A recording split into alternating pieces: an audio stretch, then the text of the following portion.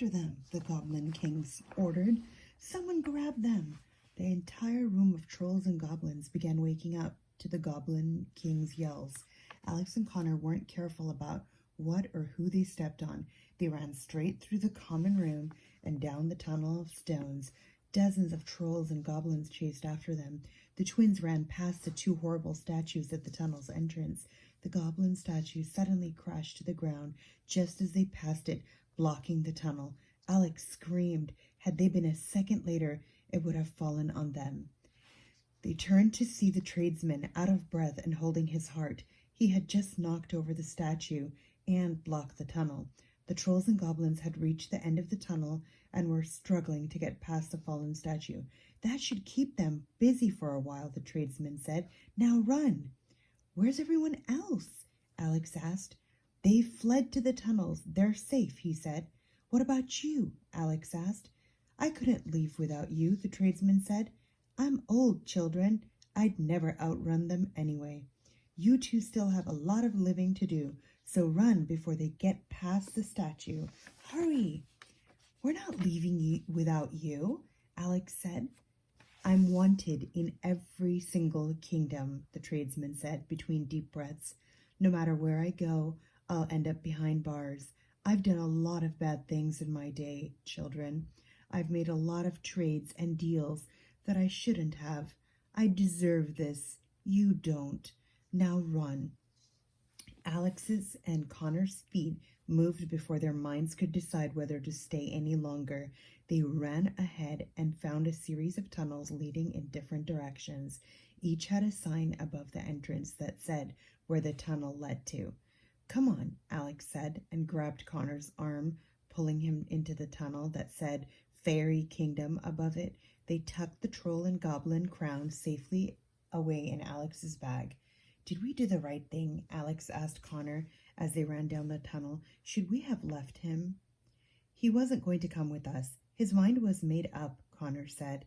He knew they had done everything they could, but he still felt guilty too.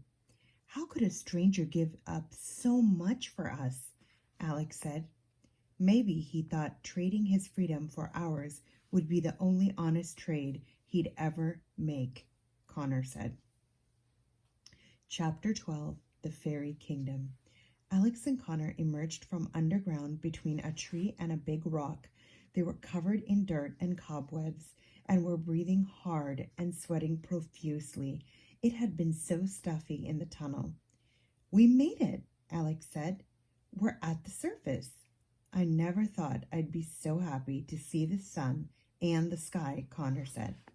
It was sometime around noon, and the twins had found themselves in a pleasant grassy field next to a perfectly groomed path. Is that the path we should have taken after the Red Riding Hood Kingdom? Connor asked. Yep, Alex said, looking down at the map. But think of all the fun we would have missed out on. They shared a laugh. The twins brushed themselves off and headed down the path. They felt very safe in this place. All the trees and fields were perfectly manicured and inviting. Then again, anything would have seemed inviting after narrowly escaping a lifetime of slavery for trolls and goblins.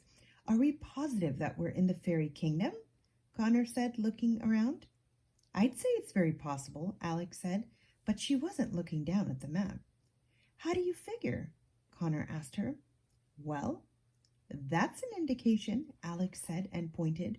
Grazing around a perfect little stream ahead of them, to their amazement, was a herd of unicorns. They were beautiful, white with silver horns, silver hooves, and silver manes. Connor's forehead wrinkled and his mouth dropped open. Oh, geez, he said. That is the most obnoxious thing I've ever seen in my life. I want to pet one, Alex said, and ran toward them. Alex, be careful, Connor said. They could have rabies. Unicorns don't have rabies, Connor, Alex said. You don't know where these horns have been, Connor called out. Alex walked up to the herd, slowing her pace so she wouldn't spook them. They were so majestic and graceful. She just had to stop and admire them for a moment. One saw her and walked toward her. Any sane person would have been scared by a wild animal approaching them. But Alex wasn't. For whatever reason, she knew the unicorn wasn't going to harm her. It lowered its head and she petted its face. Connor walked up and stood just behind her. All the other unicorns slowly surrounded them. Alex, Connor said, this is making me incredibly nervous. The unicorns formed a perfect circle around the twins and bowed to them. Alex smiled from ear to ear. Connor raised a suspicious eyebrow. This is trippy, he said. Maybe they're welcoming us into their kingdom, Alex said. The unicorn stood still as if frozen and didn't show any sign of moving. Connor grabbed Alex's hand and they left the circle and rejoined the path. The stream traveled beside the path as the twins traveled down it. Is it just me, or is that water sparkling? Connor asked. He was right. The farther they walked along the stream, the more it appeared to glow and glimmer. That must mean we're getting close, Alex said happily. That's Thumbelina's stream. It should take us straight into the fairy kingdom. I say we grab hold of the first fairy and find the first fairy we find and call her names like you oversized insect or fish bait until she cries, Connor said. That's how we'll get the tears. No, we should come up with a really sad story to tell, Alex said. And then a thought occurred to her. How are we going to collect the tears once they've been shed? Connor shrugged. Maybe we'll have to kidnap a fairy and keep her around until we need her to cry. What does the journal say to do?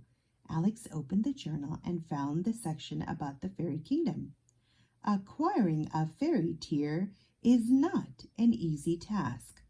Surprise, surprise, Connor said. Since fairies, for the most part, are very happy beings, it will be hard to find one so overcome with grief that it is brought to tears. However, you manage, hopefully under moral conditions, you can use the vial hidden inside this journal's spine to contain the tear. Alex turned the book on its side and looked closely through the hole where the pages were connected to the spine. Deep inside the journal spine was a small glass vial with a cork stopper. Look at this, Alex said, pulling the vial out of the spine. It says to put the tear in this vial. Great. Now all we need is an emotional fairy, Connor said. Alex stopped walking. Do you hear that? She said. Tiny sniffling sounds came from close by. The twins looked around but couldn't see quite where they were coming from. What is that? Connor asked. He looked down beside him and had to blink a few times to make sure he wasn't imagining what he saw. No, this can't be real. This is too easy. Nothing has been this easy. What are you talking about? Alex asked him. Connor turned her shoulders to face what he was looking at. Sitting on a rock on the side of the path was a fairy, and she was crying. She was only a few inches tall and had big blue wings similar to a butterfly's. She had dark hair and a purple dress made of leaves and shoes made out of flower buds. Her tiny hands were clasped around her big eyes, and tears were running down her face. The twins just stood there and stared down at her. They were afraid their minds were playing tricks on them. They both wanted to see this so badly. What are you looking at? The fairy said to the twins in a tiny, high-pitched voice. We're sorry, Alex said. Why are you crying? Connor jerked his head toward his sister, and she knew he was thinking, who cares? Get a tear. That's none of your business, the fairy said, and sobbed some more.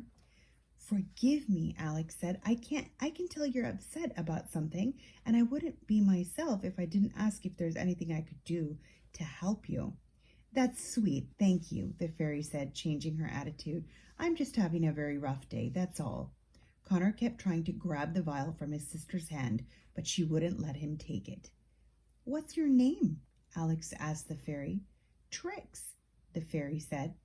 Hello, Trix. My name is Alex, and this is my brother Connor, Alex said. Would you like to talk about what's troubling you?